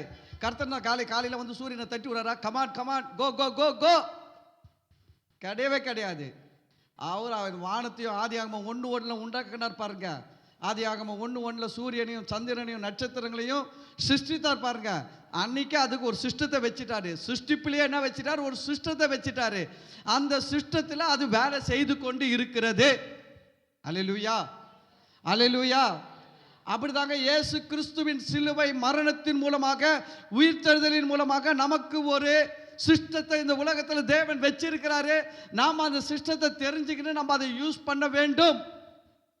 நீங்க போயிட்டு இயேசுநாதர்கிட்ட அழுவுறதுனால ஒரு லாபமும் கிடையாது. தலைக்கீழ நின்று கண்ணீர் விட்டாலும் ஒன்றும் கிடைக்காது. இல்லை பாஸ்டர், சிலருக்கு நடக்குது. எப்படி நடக்குது நான் சொல்றேன் கேளுங்க. உலகத்தில் ரட்சிக்கப்படாதவனுக்கு கூட தான் நடக்குது. ரட்சிக்கப்படாதவனுக்கு அற்புதம் நடக்குது, அதிசயம் நடக்குது. எப்படி நடக்குதுன்னா, கடவுள் ஒரு சிஸ்டம் வச்சுக்கிறாரு. இந்த ஹியூமன் பாடியில் ஒரு சிஸ்டம் இருக்குது. என்ன தெரியுங்களா? ஒரு அடிபட்டுச்சு, டபான்னு ஒரு காயம் கீறிடுச்சு, ரத்தம் சொல்ல சொட்டோம். நீங்கள் போய் ஒன்றுமே பண்ண வேணாம், டாக்டர்கிட்ட போகணும், ஸ்டிச்சிங் பண்ணோம் அப்படிலாம் கூட தெரியல. லைட்டாக ஒரு கீரல் விழுந்துருச்சுங்க எனக்கு, நம்ம டாக்டர்கிட்ட போயிட்டு மருந்து மாத்திரலாம் சாப்பிடணுன்ட்டு அவசியம் கிடையாது. அது என்ன பண்ணுறோம், கொஞ்சம் தண்ணி கிண்டி வச்சு அப்படி கொஞ்ச நேரம் அழுத்தி விட்றோம். கொஞ்ச நேரம் கழித்து பாருங்க, ரத்தம் சொட்டுறது நிற்கலையா? 2 நாள் கழித்து பாருங்க, அந்த காயம் என்ன ஆயிடுச்சு, மேலே ஒரு கருப்பா வடு வரும். 3 நாள் கழித்து பார்த்தா அந்த வடு விழுந்துடும். 4ஆவது நாள் நார்மல் ஆயிடுச்சு. அப்போ சுகமாக்குகிற வல்லமையை, குணமாக்குகிற வல்லமையை கர்த்தர் நம்முடைய சரீரத்தில் ஆல்ரெடி இன்புட்டாக வச்சிருக்கிறாரு. வச்சிருக்கிறாரா இல்லைங்களா? அப்போ சரீரத்தில் வந்து பாருங்க, ஒரு சொல்கிறாங்க, இந்த ஈரலெல்லாம் பத்திரமா பார்த்துக்கங்க. ஆமாம், உங்கள் ஈரல் ரொம்ப முக்கியம், ஹார்ட்டை விட ஈரல் முக்கியமா சொல்கிறாங்கங்க. ஏன்னா ஹார்ட் வந்து வெறும் பிளட்டை தான் என்ன பண்ணுதுன்னா சர்க்குலேட் பண்ணுதான். ஈரல் வந்து 500க்கும் மேற்பட்ட வேலைகளை செய்கிறதாம். அதே சமயம் ஈரலுக்கு ஒரு பவர் இருக்குதா, என்னன்னா அந்த ஈரல்ல எந்த பகுதி கெட்டு பண்ணாலும் திருப்பி அது தன்னைத்தானே என்ன பண்ணிடுமா, சரி பண்ணிக்குமா. கொஞ்சம் கட் பண்ணி எடுத்துட்டா கூட ஈரல்ல அது ஆட்டோமேட்டிக்காக வளர்ந்துருமா. அவ்வளோ பவர்ஃபுல். நான் சொல்கிறேன், ஒரு ஈரலுக்கு அவ்வளோ பவர்ஃபுல் வச்சுருந்தா இவ்வளோ பாடியில் எவ்வளோ வச்சிருக்கிறாரு. தன்னைத்தானே சுகமாக்கி கொள்ளுகிற வல்லமையை பாடியில் வச்சிருக்கிற மாதிரி கர்த்தர் நம்முடைய ஆவியில் நாம் எப்பொழுதெல்லாம் விசுவாசிக்கிறோமோ அப்பொழுதெல்லாம் நாம் விசுவாசிப்பதை நமக்கு உண்டு பண்ணக்கூடிய ஒரு பலனை, சக்தியை நம்முடைய ஸ்பிரிட்டில் வச்சிருக்கிறாருங்க. நமக்கு அது சரியாக தெரியல, ஆனால் உலகத்தானுக்கு அது தெரியுது. அந்த அவன் என்ன பண்ணுறான், அதை ரிசீவ் பண்ணுறதுக்காக அவன் என்ன பண்ணுறான், யோகாசனம் பண்ணுறான். குண்டலி கேசி, அந்த கேசி, இந்த கேசின்னு சொல்லி அவன் மணிக்கணக்காக உட்காந்து யோகாசனம் பண்ணி அவன் சக்தியை, கடவுள் வச்ச ஆவியில் வச்ச சக்தியை வெளியில் கொண்டு வந்து அதை என்ன பண்ணுறான், அவன் யூஸ் பண்ணி பல நன்மைகளை அடையிறதுக்கு அவன் பண்ணுறான் யோகாவில். அப்போ ஒரு கூட்டத்துக்கு போகிறீங்க, போகும்போதே நீங்கள் எப்படி போகிறீங்கன்னா பாருங்கள், அந்த கூட்டத்துக்கு போன எல்லாருக்கும் சுகம் கிடைக்காது. யாருன்னா ஒருத்தர் பயங்கர ஒரு அபார விசுவாசத்தோடு போவாங்க. போய் அங்கே உக்காந்தா அவங்களுக்கு சுகம் கிடைச்சிடும். ஏன் அவங்களுக்கு சுகம் கிடைச்சிது, எப்படி கிடைச்சிது? அவங்களுடைய விசுவாசம். பைபிளில் இயேசு சொன்னார்ல, 12 வருஷம் பெரும்பாடுள்ள ஸ்திரீ, இயேசு சுகமே கொடுக்கல அந்த ஸ்திரீக்கு. இயேசு சுகம் கொடுக்கல, அந்த ஸ்திரீயே விசுவாசத்தில் போய் தொட்டாங்க, வல்லமை புறப்பட்டது, சுகமானாங்க. இயேசு சொன்னார், ஸ்திரீயே உன் விசுவாசம். ஹலோ, எது ரட்சித்தது அந்த ஸ்திரீயை? இயேசு சுகம் கொடுத்தேன்னு சொல்லல, உன் விசுவாசம் உன்னை ரட்சித்தது, நீ சமாதானத்தோடு போ. அப்போ இந்த ஆறுதலை தேடி அதை தேடி இதை தேடிலாம் ஓடுற கூட்டத்தில் சுகம் நடக்குது கிடைக்குதுன்னா எப்படின்னா அந்த மக்களுடைய தனிப்பட்ட விசுவாசம். ஆனால் இயேசு செய்கிறது கிடையாது. இயேசு இன்னைக்கு நம்மளுக்கு எப்படி வச்சிருக்கிறார் லைஃப்னு கேட்டிங்கன்னா, முதலாவது நாம் சத்தியத்தை அறிந்து கொள்ள வேண்டும். நம்ம வாழ்க்கைக்கு நம்ம என்ன பண்ணோம், எல்லாவற்றையும் ஃபைட் பண்ணி ரிலீஸ் பண்ணணும். கவனிங்க, இன்னொன்று சொல்கிறேன் விசேஷமாக. இயேசு சொன்னார், நீங்கள் பூமியில் கட்டுகிறது பரலோகத்தினால் கட்டப்பட்டிருக்கும், நீங்கள் பூமியில் கட்டவிழ்ப்பது பரலோகத்தினால் கட்டவிழ்க்கப்பட்டிருக்கும். கட்டவும் கட்டவிழ்க்கவும் இயேசுவின் நாமத்தில் நமக்கு அதிகாரம் கொடுக்கப்பட்டிருக்கிறது. என்ன பண்ணணும், பிரச்சனையை கட்டணும். என்ன தேவையோ அதை கட்டவிழ்க்கணும், அதை கற்றுக்கணும். எதை கற்றுக்கணும்? கட்டவும் கட்டவிழ்க்கவும் கற்றுக்கொண்டா உங்கள் வாழ்க்கை நல்லா இருக்கும். காலையில் எழுந்திருக்கிறோம், எழுந்திரிச்ச உடனே நான் சொல்கிற ஒரு வார்த்தை என்ன தெரியுங்களா, பரலோகம் அனுமதித்திருக்கிற எல்லா நன்மைகளையும் எல்லா ஆசீர்வாதங்களையும் இயேசுவின் நாமத்தினாலே இந்த நாளில் என் மேலே, என் குடும்பத்தின் மேலே, என் சபை மேலே இயேசுவின் நாமத்தில் நான் என்ன பண்ணுறேன், அனுமதிக்கிறேன், கட்டவிழ்க்கிறேன்னு சொல்கிறேன். அதோடு நிறுத்தல, அடுத்த வேலை, முதல்ல கட்டவிழ்க்கிற வேலை, அடுத்தது கட்டுற வேலை இருக்குது. அடுத்தது என்ன சொல்கிறேன், பரலோகம் அனுமதிக்காத எல்லா தீமைகளையும் என் மேலே வரக்கூடாது, என் குடும்பத்தில் வரக்கூடாது, என் சபையில் வரக்கூடாது, இயேசுவின் நாமத்தில் அவைகளை கட்டுகிறேன்னு சொல்லி நான் கட்டுறேன். அப்போ நீங்களே இதை சொல்லி பாருங்க, கட்டி பாருங்க. நீங்கள் அதிகாரத்தை ஏன் வேஸ்ட் பண்ணின்னு இருக்கிறீங்க? உங்களுக்கு பவர் இருக்குது, அத்தாரிட்டி இருக்குது. ஆனால் நீங்கள் என்ன பண்ணுறீங்க, யூஸ் பண்ணுறீங்களா? இன்னைக்கு கிறிஸ்தவங்க அதை யூஸ் பண்ணுறாங்களா? இல்லை, கிறிஸ்தவங்க எண்ணெய் பாட்டில் தூக்கின்னு ஓடுறதுல இருக்கிறாங்க. அந்த ஐயா கிட்ட போய் கொய்யா கிட்ட போய் கொடுத்து அவர் ஜெபம் பண்ணி கொடுத்தா சரியாயிடும். நான் சொல்கிறேன், டோட்டல் வேஸ்ட்டு. உனக்கு பழைய ஏற்பாடும் தெரியல, புதிய உடன்படிக்கையும் தெரியல, ஒன்றும் தெரியல. மக்கு பிளாஸ்டரி ஆகிட்டாங்க கிறிஸ்துவங்கெல்லாம். எனக்கு சில நேரத்தில் ஐயாங்க மேலேயும் கோபம், ஓடுற கொய்யாங்க மேலேயும் கோபம். அவராவது சொல்லி புரிய வைக்கணுமா, நீ வாரம் வாரம் வந்துன்னு இருக்கிற, உன் பிரச்சனை சரியாக மாட்டேங்குது, இதுதாம்மா வழி, நீ போமா நல்லா இருமான்னு சொல்லணும். அவரும் என்ன சொல்கிறாருன்னா, ரொம்ப ஆறுதலா, கர்த்தர் பார்த்து கொண்டே இருக்கிறார். எல்லாத்துக்கும் வசனம் இருக்குது, நிச்சயமாகவே முடிவு உண்டு, உன் நம்பிக்கை. வார வாரம் அதே தான் சொல்றாரு. இதையும் முட்டாள் கூட்டம் போய் உட்காந்து கேட்டு வருது. ஐயா ஐயா பேசுவார், ஆறுதலாக பேசுவார், தேறுதலாக பேசுவார். மேல் பூச்சி. ஆறுதலாக பேசுகிற பேச்சும் தேறுதலாக பேசுகிற பேச்சும் என்ன பூச்சி? ரணம் சீல் பிதுக்கப்படாமல் மேல் பூச்சாய் கட்டுகிற கட்டு போடுற வேலை இது. நான் சொல்கிறேன், உங்கள் லைஃப் நல்லா கவனிங்க. சூரியனை தேவன் ஒரு சிஸ்டத்தில் வச்சுட்டார். இன்றைக்கி நம்ம செல்ஃபோன் யூஸ் பண்ணுறோமா, யூஸ் பண்ணலையா? செல்ஃபோன் எப்படி வேலை செய்யுது தெரியுமா உங்களுக்கு? நான் பல முறை சொல்லிக்கிறேன், செல்ஃபோன் எப்படி வேலை செய்யுது. ஃபோன் நம்மளுக்கு ஒன்றும் தெரியாது, எனக்கு ஒன்றும் தெரியாது பாஸ்டர். ஃபோன் எடுப்பேன், நம்பர் டப்பா டப்பான்னு தட்டுவேன், எதிர்க்க ரிங் ஆகுதான்னு கேட்பேன். இப்போ வேறு ரிங்கு போகிறதுக்குள்ளே திருட உன்னை ஏமாற்றுவான், நீ உஷாராகிறதுக்கு நம்மளை தான் பாதுகாக்கிறாட, நம்மக்கிட்ட தான் சொல்கிறாட ஒழிய திருடனை பிடிக்க மாட்டேன்றான். முதல்ல திருடனை பிடிச்சி உள்ளே போடுங்கடா, எங்களுக்கு சொல்லுங்கிறீங்க நீ பத்திரமா இரு நீ பத்திரமா இருன்ட்டு. நம்மளுக்கு வரோம் அந்த மெசேஜ். அது முடிச்ச உடனே ஃபோன் அடித்த உடனே நம்ம ஆளுங்க அதுலேயும் பாருங்கள் ஒரே ரிங்கில் எடுத்துடணும். எடுக்கலன்னா ஃபோன் எடுத்தோட திட்டு தான் விடும். என்ன பண்ணியிருக்கிறேன் இவ்வளோ நேரமா? சரி ஃபோன் நம்மளுக்கு என்ன தெரியும், ஃபோன் வந்தால் பேச தெரியும், ஃபோன் பண்ண தெரியும், அவ்வளோதான். இந்த ஃபோன் எப்படி வேலை செய்து தெரியுங்களா அப்படின்னா, இந்த உலகத்தில் தேவன் உண்டாக்குன காற்று இருக்குது. இந்த காற்றில் காற்று மட்டும் கிடையாது, காற்றலைகள் இருக்கிறது. என்ன இருக்குது? காற்றலைகள். எப்படி கடலில் கடல் அலைகள் இருக்கிறதோ அது போல காற்றுலையும் தேவன் என்ன வச்சுக்கிறாரு? காற்றலைகளை வைத்திருக்கிறார். அந்த காற்று அலைகளில் ஏர்டெல் ஒரு கம்பெனிக்காரன் என்ன பண்ணுறான்னா ஒரு அலையை அவன் எடுத்துக்கணும். கர்த்தர் கோடிக்கணக்கான காற்றலைகளை வச்சிருக்கிறாரு. நல்லா கவனிக்க, 1 2 வைக்கல, கோடிக்கணக்கான காற்றலைகளை வச்சிருக்கிறார். காற்றுல ஒரு லைன் அவன் எடுத்துக்கலாம். ஒரு அலையை அவன் எடுத்து அவன் என்ன பண்ணுறான், அதுக்கு ஒரு நம்பர் கொடுத்து அதில் என்ன பண்ணுறான், அவன் லைனை அனுப்புகிறான். அடுத்தது டொக்கோமா, ஐடியா, என்னென்னலாம் இருக்கானோ அவனா ஒரு அலையை எடுத்துக்கிறானுங்க. காற்று அலைகளை அவன் நோட் பண்ணி எடுத்துக்கிறான். இந்த ஃப்ரீக்குவன்சியில் எங்கள் லைன் வரும். ஃப்ரீக்குவன்சி ரேடியோ பாருங்கள், ரேடியோ எப்படி வேலை செய்யணும், அந்த காற்று அலைகளில் தான் வேலை செய்யுது. நீங்கள் பாருங்கள், ரேடியோவில் 103.4 வச்சா ஒரு சேனல் வேலை செய்யும், 103.7 வச்சா இன்னொரு சேனல் வேலை செய்யும். ஏன்னா அவன் என்ன பண்ணுறான்னா சேனலை அந்த செக்ஷனில் பிரிச்சிக்கினா 103.4 என் சேனல் வரும்டா, 103.7 அவன் சேனல் வரும். ஏன் எங்கே எப்படி வந்துச்சுன்னா இந்த காற்று அலைகள். சரி, தேவன் காற்று அலைகள்லாம் எப்போ வச்சாரு? மனுஷன் 2020 செல்ஃபோன் கண்டுபிடிப்பான், ஆனால் நம்ம 2010 வைப்போம், அப்படி வச்சாரா? இல்லைங்க. கவனிங்க, ஆயிரக்கணக்கான வருஷங்கள், 1 வருஷம் 2 வருஷம் கிடையாது, ஆயிரக்கணக்கான வருஷங்களுக்கு முன்னாடி தேவன் ஆதியில வானத்தையும் பூமியை சிருஷ்டிக்கும் போது காற்றையும் சிருஷ்டித்தார். பாருங்க, அந்த காற்றை அவர் உண்டாக்கும் போதே காற்றில் என்ன வச்சுட்டாரு? காற்று அலைகளை வச்சுட்டாரு.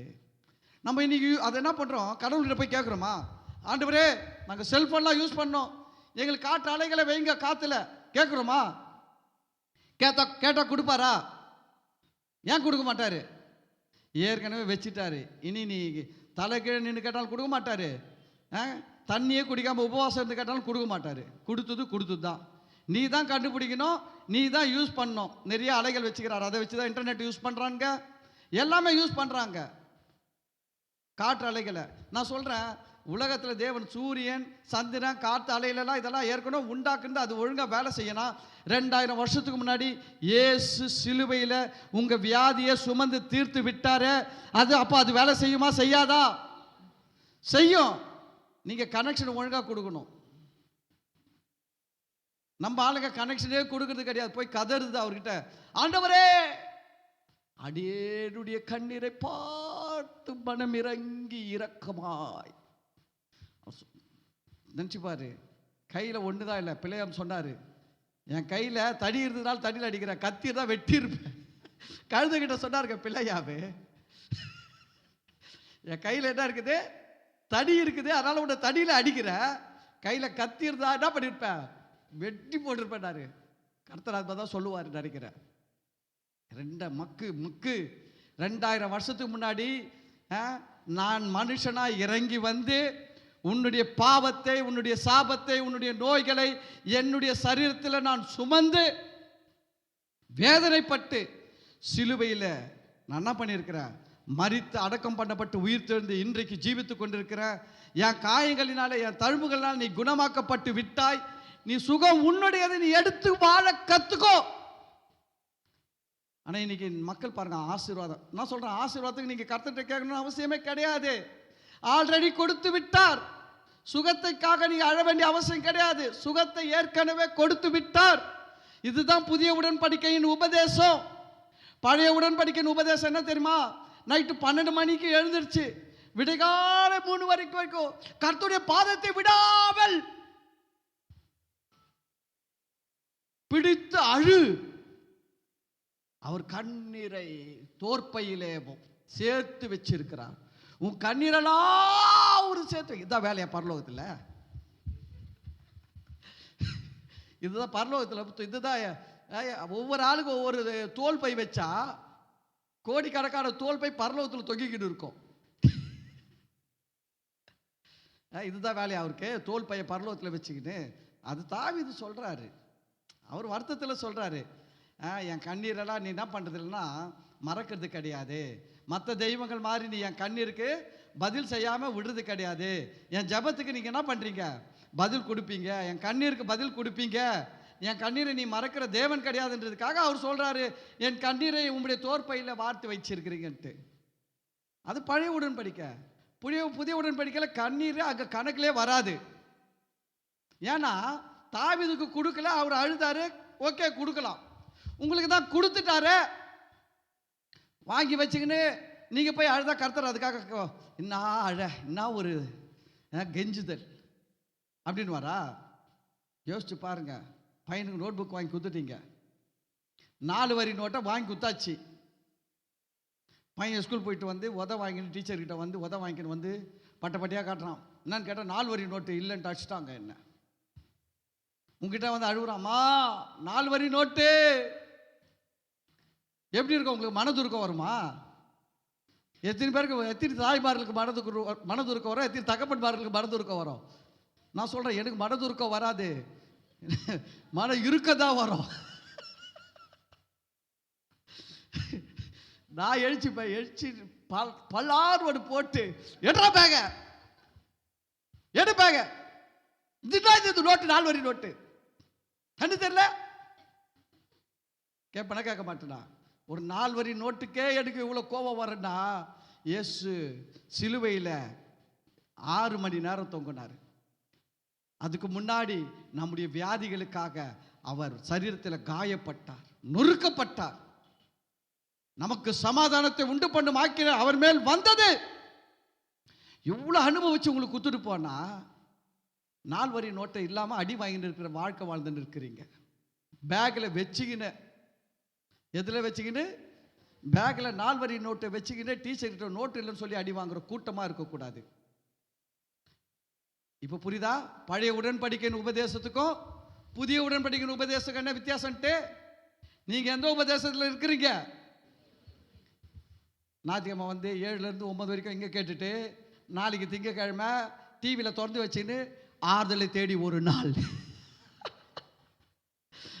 கர்த்தரின் பாதத்தில் ஒரு நாள் போய் உக்காந்து பழைய உபதேசத்தில் மூழ்கினீங்கன்னா, நான் சொல்கிறேன், அதுதான் வேலை செய்யும். இது ரொம்ப வேலை செய்யாது. ஏன்னா வசனம் ஆண்டவர் சொன்னார், கொஞ்சம் புளிச்ச மாவு மொத்த மாவையும் என்ன வாக்கிடும்? புளிப்பாக்கிடும். கொஞ்சம் புளிச்ச மாவே நல்ல மாவு புளிப்பாக்குனா, இப்போ நீங்கள் என்ன பண்ணீங்கன்னா 6 நாள் புளிச்ச மாவை நிறைய உள்ளே அனுப்புறீங்க, ஞாயிற்றுக்கிழமை வந்து கொஞ்சோண்டு நல்ல மாவை தான் அனுப்புகிறேன் நான். உங்களுக்கு நிதானிக்க தெரியணுங்க. தயிர் போடுறோம், ஒரு டபரா நிறைய பால் இருக்குது, 10 லிட்டர் பால் இருக்குது, தயிர் கொஞ்சோண்டு போடுங்க. எவ்வளோ தயிர்? கொஞ்சம் தயிர், ஒரு ஸ்பூன் தயிர் எடுத்து போட்டுருங்க. 2 நாள் கழிச்சு பாருங்க, பாலெல்லாம் என்ன ஆகிடும்? தயிர் ஆகிடும். பாலெல்லாம் என்ன ஆகிடும்? தயிர் ஆகிடும். 2 நாள் கழிச்சு பார்த்தீங்கன்னா 10 லிட்டரு தயிர் வச்சுக்கோங்க, ஒரு ஸ்பூன் பாலை ஊற்றி பாருங்க, 3 நாள் கழிச்சு பாருங்க, தயிர்லாம் பாலா மாறிடுமா? 3 நாளில் 300 வருஷம் கழிச்சு பார்த்தா கூட தயிராக தான் இருக்கும், அது பாலா மாறாது. புரியுதுங்களா? அது போல் தாங்க பழைய உபதேசம், பழைய புளிச்ச மாவுக்கு பவர் அதிகம், அது உங்களை மாற்றிடும். நீங்கள் அதெல்லாம் கேட்டுக்கினே இருந்தீங்கன்னா நான் உங்கள் லைஃப், உங்கள் மைண்ட் எப்படி ஆகிட்டு பாருங்க. இன்னொன்று சொல்கிறேன், நீங்கள் ஜெபம் பண்ண வேணாம்னு சொல்லலை, தப்பாக புரிஞ்சிக்க கூடாது. நைட்டு 12 மணிக்கு எழுந்துச்சு ஜெபம் பண்ணுறதுக்கு பலன் இருக்குது, சரீரத்தில் நல்லா தூக்கலாம் வரல, நல்லா இருக்கிறேன் நான், என்னால் 12 மணிக்கு ஜெபம் பண்ண முடியும்னு நான் சொல்கிறேன். Very good, God bless you, ஜெபம் பண்ணுங்க. பாஸ்டர் நான் விடைகாலில் 3 மணிக்கு எழுந்துச்சு ஜெபம் பண்ணுவோம் pastor, very good, God bless you, ஜெபம் பண்ணுங்க. பாஸ்டர் நான் நேர் முட்டியில் நின்று ஜெபம் பண்ணுவோம் பாஸ்டர் 1 மணி நேரம், வெரி குட், கர்த்தர் உங்களை இன்னும் ஆசீர்வதிக்கிட்டு 1.5 மணி நேரம் கூட நின்று ஜெபம் பண்ணுங்க, தப்பு கிடையாது, அதெல்லாம் நல்லது தான். ஆனால் நான் இதெல்லாம் செஞ்சாதான் எனக்கு இயேசு கொடுப்பார்னு நீ நினைச்சினா, நான் சொல்றேன், நீ பழைய புளிச்சமாவை சாப்பிட்டுன்னுக்கிற. மனசு சரியாகல. நீ இயேசுக்குள்ள வந்து கூட வராத ஒரு வாழ்க்கையை வாழ்ந்து கொண்டிருக்கிற நீ கிறிஸ்துவுக்குள்ள இருந்து கூட இயேசு கொடுத்த நன்மைகளை பெற்று வாழ தெரியாமல் வாழ்ந்து கொண்டிருக்கிற, நாள் வரி நோட்புக்கை உள்ள வச்சுன்னு போய் உத வாங்குற வேலையை செஞ்சு நிற்கிற. நான் சொல்கிறேன், ஆண்டுடைய பிள்ளைகளை நான் ரொம்ப பாரத்தோடு பேசுகிறேன். எனக்கு மற்றவங்களை பற்றி கவலை இல்லை. என் சபைக்கு வரீங்களா, நான் உங்கள் மேலே அக்கறையாக இருக்கிறேன். இந்த சர்ச்சுக்கு வந்தீங்கன்னா நான் உங்கள் மேலே அக்கறையாக இருக்கிறேன். ஏன்னா எனக்கு கர்த்தர் சொல்லி கொடுத்ததை நான் உங்களுக்கு சொல்லி கொடுக்க நான் கடமைப்பட்டவனாக இருக்கிறேன். நல்ல கவனிங்க, நம்முடைய ஆசீர்வாதம் எதன் அடிப்படையில் இருக்குது அப்படின்னா, நம்மளுடைய செயல்களின் அடிப்படையில் இயேசு செஞ்சார் பாருங்க சிலுவையில், அந்த செயல்களின் அடிப்படையில் நமக்கு ஆசீர்வாதம் கொடுக்கப்பட்டிருக்கிறது. நமக்கு சுகம் எப்படி கொடுக்கப்பட்டிருக்கிறதுனா, என்னுடைய செயல்களின் அடிப்படையில் இல்லை, இயேசு சிலுவையில் செய்து முடித்த செயல்களின் அடிப்படையில் எனக்கு சுகம் கொடுக்கப்பட்டிருக்கிறது. எனக்கு சமாதானம் எப்படி கொடுக்கப்பட்டது? கர்த்தர் என்ன இப்போ கவனிங்க, தாவீதை பார்க்கும்போது கர்த்தர் பார்ப்பாரு, மோசையை பார்க்கும்போது பார்ப்பாரு, உன் ஜபம் எவ்வளோ, உன் வேத வாசிப்பு எவ்வளோ, உன்னுடைய அர்ப்பணிப்பு எவ்வளோ, உன் பொருத்தனை எவ்வளோ, அவங்களுக்கு அதை பார்ப்பாரு. நம்மளை பார்க்கும்போது எதை பார்ப்பாரு தெரியுமா? எதை பார்ப்பாரு? இயேசுவை பார்ப்பாரு. நம்மளை பார்க்கும்போது எதை பார்ப்பாரு? இயேசுவை பார்ப்பாரு. இயேசுவை பார்த்தா நான் சொல்றேன் கேட்டுங்க, மோசே செய்ய முடியாததெல்லாம் இயேசு சிலுவையில் செஞ்சு முடிச்சிருக்கிறாரு. நியாயப்பிரமாணத்தை இயேசு சிலுவையில் நிறைவேற்றி முடித்திருக்கிறார். கிறிஸ்து நியாயப்பிரமாணத்தின் முடிவாக இருக்கிறார். அப்ப இயேசுவை பார்க்கும்போது இயேசு எல்லாத்தையும் செஞ்சு முடிச்சிட்டாரு. உங்களுக்கு எப்படி கொடுப்பாரு? உங்களுக்கு எப்படிங்க கொடுப்பாரு? கர்த்தருக்கு எனக்கு நான் ஆசீர்வதிக்கிறோம். கர்த்தர் வந்து பார்ப்பாரா நோட் புக் வச்சுக்கின்னு? 27 காலையில் எத்தனை மணிக்கு எழுந்துச்சேன், எவ்வளோ நேரம் ஜெபம் பண்ண, நான் போடுறா மார்க் போடு, சரி இன்னைக்கு ஒரு 1000 ரூபாய் கொடுக்கலாம், இவ்வளோ ஜெபம் பண்ணிக்கிறான் போ, அப்படி கொடுப்பார்னு நினைக்கிறீங்களா? இல்லவே இல்லை. புதிய உடன்படிக்கையில் இயேசு என்னுடைய செயல், தேவன் என்னுடைய செயல்களின் அடிப்படையில் அல்ல, இயேசு கிறிஸ்துவின் செயல்களின் அடிப்படையில் பார்க்குறாரு. இயேசுவை பார்க்குறாரு. நம்மளை பார்க்கும்போது நம்மளுக்கு முன்னாடி யார் நிற்கிறாரு? இயேசு நிற்கிறாரு.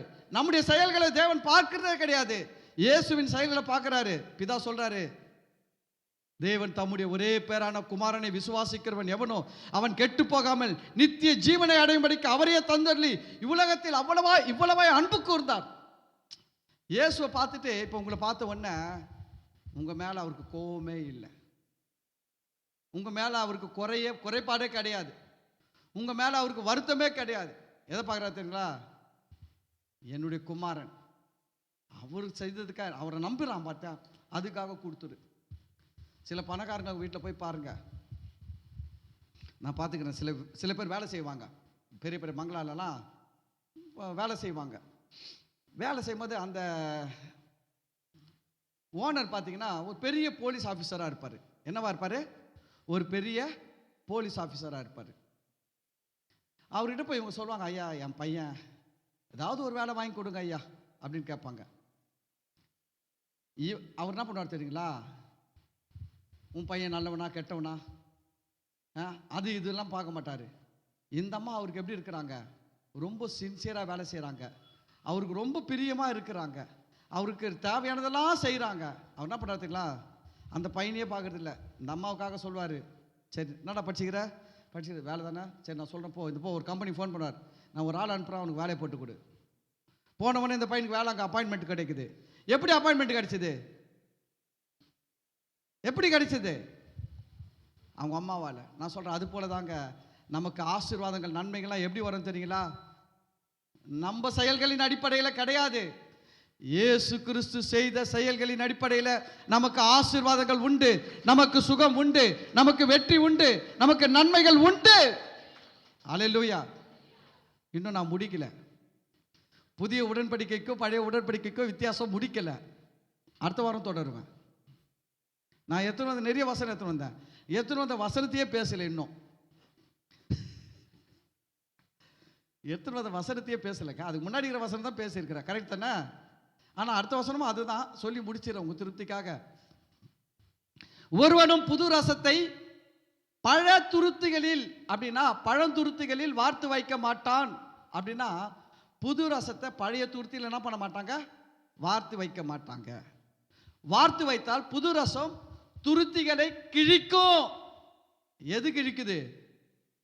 இப்ப நம்ம சொல்றதெல்லாம் இந்த பழைய உடன்படிக்கையில் ஃபாலோ பண்றான் பாருங்க, அவன் கேட்டான்னு வச்சுக்கோங்களேன், ஆட்டே கிழிஞ்சிடும். ஏன்னா இது புது ரசம் கிழிக்க தான் செய்யும். பழைய ரசம் பழைய பைய புது ரசம் என்ன பண்ணும்? கிழிக்க தான் செய்யும். ஏன்னா இது பவர், இது அமிர்தாஞ்சன் ஸ்ட்ராங்கு, இது கிழிக்க தான் செய்யும். அவங்களுக்கெல்லாம் ஹார்ட் அட்டாக்காக வந்துடும். அது அப்படியா? ஏற்றுக்கவே முடியாது, நம்ப முடியவில்லை. அப்படிதான் இருக்கும். அவரா சொன்னார், அவரே தான் சொல்லியிருக்கிறார், அவர் தான் சொல்லியிருக்காரு. புது ரசத்தை புது துருத்திகளில் பாருங்க, ஒருவனும் புது ரசத்தை பழந்துருத்திகளில் வார்த்து வைக்க மாட்டான். வார்த்து வைத்தால் புது ரசம் துருத்திகளை கிழித்து போடும், ரசமும் சுந்தி போவும், துருத்திகளும் கெட்டு போவும். புது ரசத்தை புது துருத்திகளில் வார்த்து வைக்க வேண்டும். அல்லேலூயா, அல்லேலூயா. புது ரசம்ன்றது என்ன தெரியுங்களா? புதிய உடன்படிக்கை. இயேசு சொன்னார், அவர் சிலுவையில் மரிக்கிறதுக்கு முன்னாடி நைட்டு சொல்கிறாரு, அப்பத்தை எடுத்து ரசத்தை எடுத்து, இது புதிய உடன்படிக்கையின் அடையாளமாக இருக்கிறது. புதிய உடன்படிக்கையின் அடையாளமாக இருக்குது. எது? அந்த அப்பத்தையும் ரசத்தையும் காட்டி. அப்போ நம்மளாம் எதில் இருக்கிறோம்? புது ரசத்தில் இருக்கிறோம், புது துருத்தியில் இருக்கணும். மைண்டு தான் புது துருத்தி. புது துருத்தின்றது என்னது? மைண்டு. புது ரசம்ன்றது இயேசு செஞ்ச புதிய உடன்படிக்கை. உங்கள் மைண்டில் அந்த புதிய உடன்படிக்கை மைண்டு இருக்கணும். உங்களுக்கு உங்கள் மனசு புதிய உடன்படிக்கையின் மனசாக இருக்கணும். இதெல்லாம் அறிந்து கொண்டால் தான், தெரிந்து கொண்டால் தான் நீங்கள் நல்லா இருக்க முடியும். இல்லைன்னா ஆறுதலை தேடி ஓடின்னு தான் இருக்கணும். திங்கக்கிழமை ஒரு ஐயா கிட்ட போகணும், செவ்வாய்க்கிழமை ஒரு ஐயா கிட்ட போகணும், சாதாரணமாக போகக்கூடாது. அவர் அங்கேருந்து சொல்லுவார், அடுத்த வாரம் என்னுடைய கூட்டங்களுக்கு வருகிறவர்கள் யாரும் சாப்பிடாமல் பட்டினியாய் வர வேண்டும். சாப்பிட்டு விட்டு வந்தால் கர்த்தர் உங்களுக்கு பதில் கொடுக்க மாட்டார். ஒரு வேளை சாப்பாட்டை கூட உன்னால் ஒதுக்க முடியவில்லை என்றால் கர்த்தர் எப்படி உனக்கு இதையெல்லாம் செய்வார் அப்படின்னு தான் சொல்லி அனுப்புவார். அதுதான் பழைய ரசம், பழைய துருத்தி. நீங்கள் எதில் இருக்கிறீங்க? நான் சொல்கிறேன், இந்த தேவ வல்லமை ஜெப வீடு ஒரு புது துருத்தி. இங்கே வந்து நீங்கள் குடிக்கிறது புது ரசம். புது துருத்தியில் புது ரசம் குடிக்கிறீங்க. ஒன்று தெரியுங்களா? இந்த சர்ச்சை விட்டு ஒரு ஆள் போனானா நான் வருத்தமே பட மாட்டேன். ஏன் தெரியுமா? நஷ்டம் எனக்கு கிடையாது, அவனுக்கு தான் நஷ்டம், போகிறவனுக்கு தான் நஷ்டம். அது போய் எங்கே சேரப்போகுது? போய் பழைய துருத்தியில் போய் சேரப்போகுது, பழைய ரசத்தை குடிக்க போகுது. போ. நான் அதனால தான் நம்ம சர்ச்சை விட்டு போகிறவங்கள கேட்கவே மாட்டேன். எனக்கு உண்மையில் கோபம். போகிறவங்க என்ன கோபம்னா, நான் இவ்வளோ சத்தியத்தை சொல்லி கூட உன்னை கடைசி வரைக்கும் இந்த மரமண்டையில் ஏறல. இது மாதிரி மரமண்டியை வச்சு நான் என்ன பண்ண போகிறேன்? போய் தொலைதாங்கன்னா போய் எங்கே நிம்மதியோ அங்கே போய் தேடு. எங்கேயா போய் தான் நிம்மதி தேடு. நீ தேடும் நிம்மதி இயேசு தருகிறார். போ, அங்கே தான் போ, வாரம் போ. ஆமாம், கடைசி வரைக்கும் என்ன வராது? சாகர வரைக்கும் நிம்மதி வராது. பாட்டு தான் கேட்கும் காதில், நீ தேடும் நிம்மதி இயேசு தருகிறார்ட்டு. நான் சொல்கிறேன், உங்களுக்கு இயேசு கொடுத்து விட்டார். உங்களுக்கு கொடுக்காதது ஒன்றுமே கிடையாது. எல்லாவற்றையும் சுதந்திரியுங்கள், எல்லாவற்றையும் எடுத்து அனுபவிக்க கற்றுக்கொள்ளுங்கள். தொடர்ந்து சபைக்கு வாங்க, சத்தியத்தை கேளுங்க, கர்த்தர் உங்களை ஆசீர்வதிப்பார், நீங்கள் நல்லா இருப்பீங்க. ஆண்டவருக்கு கை தட்ட மாட்டீங்களா? ஆண்டவருக்கு மகிமை செலுத்துவோம். Thank you Jesus. ஓகே, நாம் எல்லாரும் எழுந்து நிற்போம்.